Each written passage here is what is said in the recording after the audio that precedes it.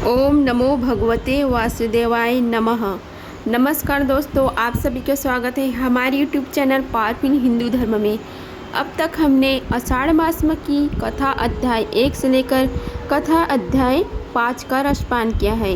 अब हम आप सभी को आषाढ़ मास में कथा अध्याय 6 का रसपान कराएंगे, जिसमें वर्णन है यज्ञ के लिए ब्रह्मांडी वर्णों तथा अन्न की सृष्टि, मरीचि आदि प्रजापति, रुद्र तथा स्वयंभू मनु आदि की उत्पत्ति और उनकी संतान परंपरा का वर्णन है। अगर आप सभी हमारे वीडियो को पहली बार देख रहे हैं तो वीडियो को लाइक कीजिए, चैनल को सब्सक्राइब कीजिए, बेल आइकन को प्रेस कीजिए ताकि आने वाली वीडियो की नोटिफिकेशन आप सभी को मिलती रहे। आइए रसपान करते हैं कथा का। भीष्म जी ने कहा कि हे ब्राह्मण, आपने अवाक्त स्त्रोत नामक सर्ग का जो मानव सर्ग के नाम से भी प्रसिद्ध है, संक्षेप से वर्णन किया है। अब उसी को विस्तार के साथ कहिए। ब्राह्मण जी ने मनुष्यों की सृष्टि किस प्रकार की है? हे महामुने, प्रजापति ने चारों वर्णों तथा उनके वर्णों को कैसे कर्म माने गए हैं, इन सब बातों को वर्णन कीजिए। पुलस्त्य बोले कि हे कुरुश्रेष्ठ, सृष्टि की इच्छा रखने वाले ब्रह्म जी ने ब्राह्मण, क्षत्रिय, वैश्य और शूद्र इन 4 वर्णों की उत्पत्ति की है। इनमें ब्राह्मण मुख से, क्षत्रिय वक्ष स्थल से, वैश्य जंघों और शूद्र ब्रह्मा जी के पैरों से उत्पन्न हुए। हे महाराज, ये 4 वर्ण यज्ञ के उत्तम साधन हैं। अतः ब्रह्मा जी ने यज्ञ अनुष्ठान की सिद्धि के लिए ही इन सब की सृष्टि की है।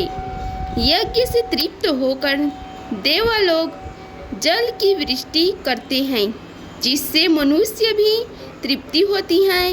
अतः धर्ममय यज्ञ सदा ही कल्याण का हेतु है। जो लोग सदा अपने वर्णोचित कर्म में लगे रहते हैं, जिन्होंने धर्म विरुद्ध आचरणों का परित्याग कर दिया है तथा जो सर्व पर चलने वाले हैं, वे श्रेष्ठ मनुष्य ही यज्ञ का यथावत अनुष्ठान करते हैं। हे राजन, यज्ञ के द्वारा मनुष्य इस मानव देह के त्याग के पश्चात ही स्वर्ग और अपवर्ग भी प्राप्त कर सकते हैं तथा और भी जिस जिस स्थान को पाने की उन्हें इच्छा हो, उसी में वे जा सकते हैं।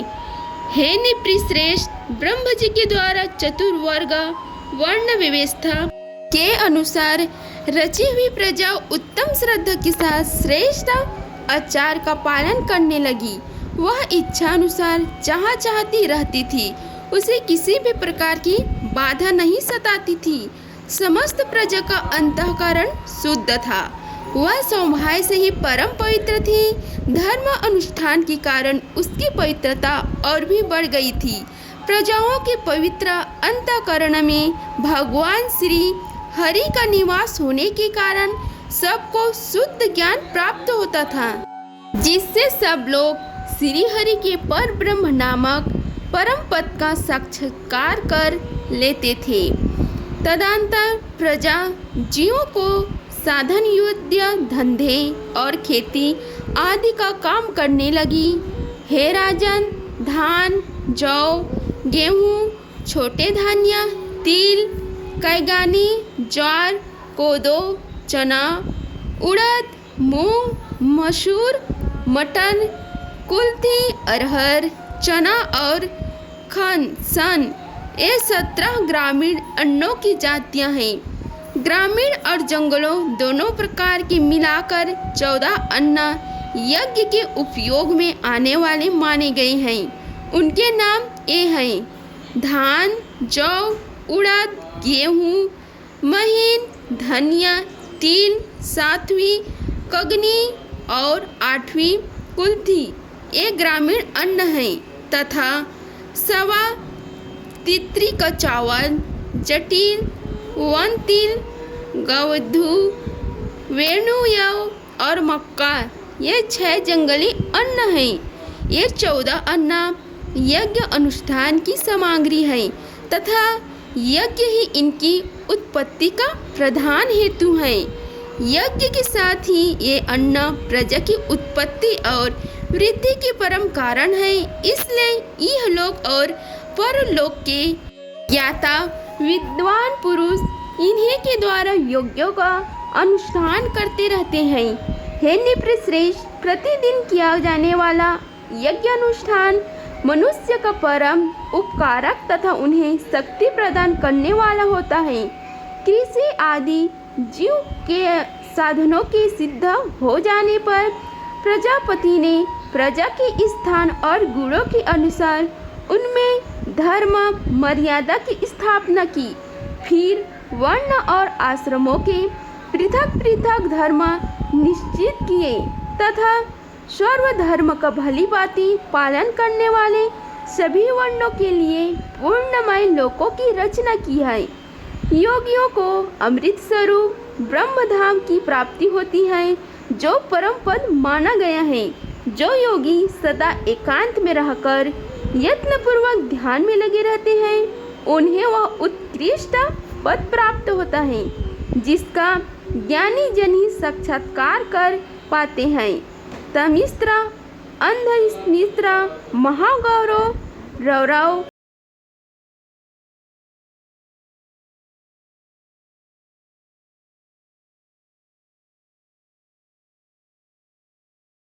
छेदन तथा अपने धर्म का परित्याग करने वाले पुरुषों के स्थान बताए गए हैं। ब्रह्म जी ने पहले मन के संकल्प से ही चराचर प्राणियों की सृष्टि की, किंतु जब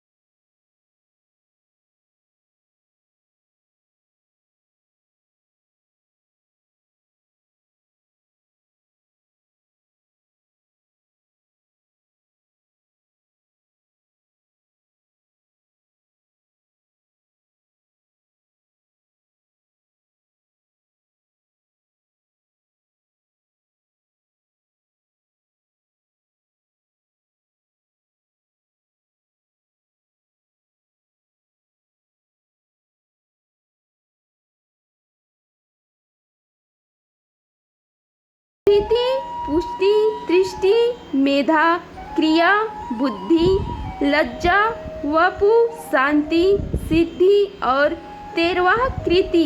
इन दक्ष कन्याओं के भगवान धर्म ने अपनी पत्नियों के रूप में ग्रहण किया।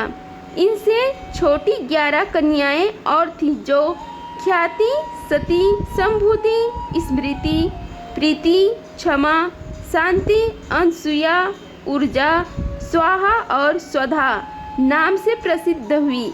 निप्रश्रेष्ठ इन स्याति आदि कन्याओं को क्रमशः भृंगु, शिव, मरीचि, अंगिरा और मैंने पुलस्त्य तथा पुलह, क्रतु, अत्रि, वशिष्ठ, अग्नि तथा पितरों ने ग्रहण किया। श्रद्धा ने काम को, लक्ष्मी ने दर्प को, धृति ने नियम को, दृष्टि ने संतोष को और पुष्टि ने लोभ को जन्म दिया। मेधा ने श्रुत को, क्रिया ने दंड, नय और विनियोगों ने बुद्धि ने बोध को,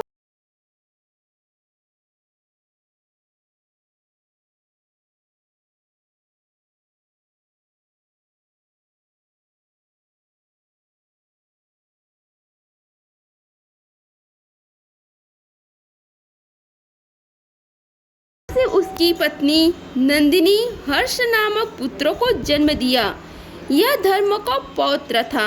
भृंगु की पत्नी ख्याति ने लक्ष्मी को जन्म दिया जो देवादिदेव भगवान नारायण की पत्नी है। भगवान रुद्र ने दक्ष सुता सती को पत्नी रूप में ग्रहण किया, जिन्होंने अपने पिता पर खींचकर शरीर त्याग दिया। अधर्म की स्त्री का नाम हिंसा है। उससे अंद्रित नामक पुत्र और निकृति नाम वाली कन्याओं की उत्पत्ति हुई। फिर उन दोनों में भय और नरक नामक पुत्र और भय उत्पन्न हुआ तथा वेदना नाम की कन्याओं को उत्पन्न किया। माया भय की और वेदना नरक की पत्नी हुई। उनमें से माया ने समस्त प्राणियों का संहार करने वाले मृत्यु नामक पुत्र को जन्म दिया और वेदना से नरक के अंश से दुख की उत्पत्ति हुई। फिर मृत्यु से व्याधि, जरा, शोक, तृष्णा और क्रोध का जन्म हुआ। ये सभी अधर्म स्वरूप हैं और दुखोत्तर नाम से प्रसिद्ध हैं। इनका न कोई स्त्री है और न पुत्र। यह सब के सब नामनिष्ठ ब्रह्मचारी हैं। राजकुमार भीष्म ये ब्रह्म जी के रुद्र रूप हैं और यही संसार के नित्य प्रलय के कारण भी होते हैं। अगर आप सभी को हमारी वीडियो पसंद आई होगी तो वीडियो को लाइक कीजिए, चैनल को सब्सक्राइब कीजिए ताकि आने वाली वीडियो की नोटिफिकेशन आप सभी को मिलती रहे और कमेंट बॉक्स में ओम नमो भगवते वासुदेवाय लिखें। धन्यवाद। मिलते हैं अगले वीडियो में।